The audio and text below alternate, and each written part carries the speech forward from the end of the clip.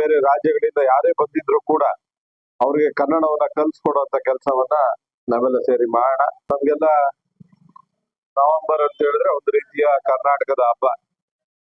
ಮನೆಯಲ್ಲಿ ಯಾವುದೇ ಭಾಷೆ ಮಾತಾಡಿದ್ರು ಕೂಡ ಹೊರಗಡೆ ಬಂದಾಗ ಎಲ್ಲರ ಜೊತೆನೂ ಕೂಡ ಕನ್ನಡ ಮಾತಾಡುವಂಥದ್ದು, ಕನ್ನಡವನ್ನ ಬೆಳೆಸುವಂಥದ್ದು, ಬೇರೆ ಬೇರೆ ರಾಜ್ಯಗಳಿಂದ ಯಾರೇ ಬಂದಿದ್ರು ಕೂಡ ಅವ್ರಿಗೆ ಕನ್ನಡವನ್ನ ಕಲ್ಸ್ಕೊಡುವಂತ ಕೆಲಸವನ್ನ ನಾವೆಲ್ಲ ಸೇರಿ ಮಾಡೋಣ.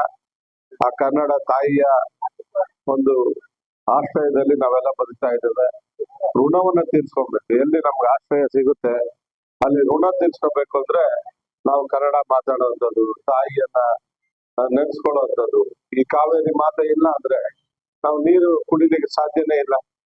ಆದ್ರಿಂದ ಆಶ್ರಯ ಕೊಟ್ಟಿರುವಂತವ್ರನ್ನ, ಅನ್ನ ಕೊಟ್ಟಿರುವಂತವ್ರನ್ನ ಯಾವತ್ತೂ ಯಾರು ಮರಿಬಾರ್ದು ಅಂತ ಆ ರೀತಿಯಾಗಿ ಆಶ್ರಯ ಅನ್ನ ಕೊಟ್ಟಿರುವಂತ ಕನ್ನಡ ನಾಡನ್ನ, ಕನ್ನಡವನ್ನ, ಬೆಂಗಳೂರನ್ನ, ಕರ್ನಾಟಕವನ್ನ ಯಾರು ಮರಿಬಾರ್ದು. ಕನ್ನಡವನ್ನ ನಮ್ಮ ಉಸಿರಿನ ರೀತಿಯಲ್ಲಿ ಪ್ರೀತಿಸುವಂತದ್ದು ಆಗ್ಬೇಕು.